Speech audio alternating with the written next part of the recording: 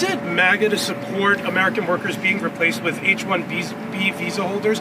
Are Americans not capable of filling most of these positions? Who supports getting American workers getting replaced?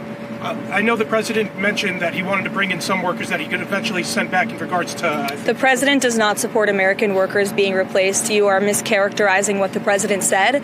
The president wants to see our American manufacturing industry be revitalized better than ever before. That's part of what he's doing with his effective use of tariffs and cutting good trade deals around the world. That's why he's recruited trillions and trillions of dollars in investments into our country. Those are creating good paying American jobs right here at home. As for the H-1B visa issue, the president has a very nuanced and common sense opinion on this issue. He wants to see if foreign companies are investing trillions of dollars in the United States of America, and they're bringing foreign workers with them to create very niche things like batteries. He wants to see that at the beginning to get those manufacturing facilities and those factories up and running. But ultimately, the president always wants to see American workers in those jobs. And he's told these foreign companies that are investing here, you better be hiring my people if you're going to be doing business in the United States. So there's been a lot of misunderstanding of the president's position. Democratic Congresswoman Stacey Plaskett, last week, as you know, there was a failed censure effort over her text with Epstein during an oversight hearing in 2019. He was a known sex offender. She acknowledged Epstein's influence in her line of questioning during that hearing on this show when we had her on, but would not say it was an error in judgment. Here's how you defended her on the House floor last week so our viewers can listen. However ill-advised it may have been, she took a phone call from one of her constituents. They've arraigned a Democratic member for taking a phone call from her constituent, Jeffrey Epstein, in the middle of a hearing. And of course, I don't think there's any rule here against taking phone calls in a hearing.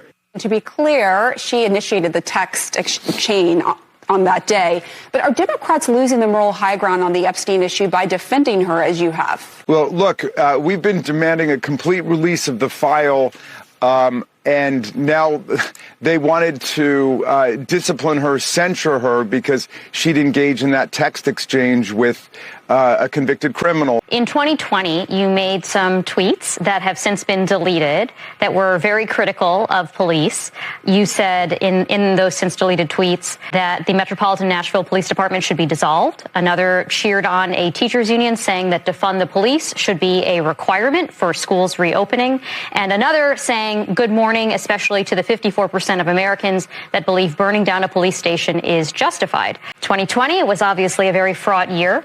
Do you still stand by those comments? And if not, is there anything you want to clarify? I'm not going to engage in cable news talking points, but what I will say is that our communities need solutions. We need local people deciding, solving local problems with local solutions.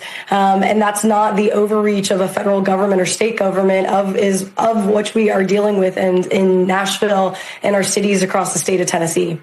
So you don't want to clarify whether you still believe that the police should be defunded? Once again, I don't remember these tweets, but what I'm saying is that I'm not asking you if you remember. What is your position today? How's that on this issue? I mean, once again, I'm here to talk about my race, which is in literally 9 days.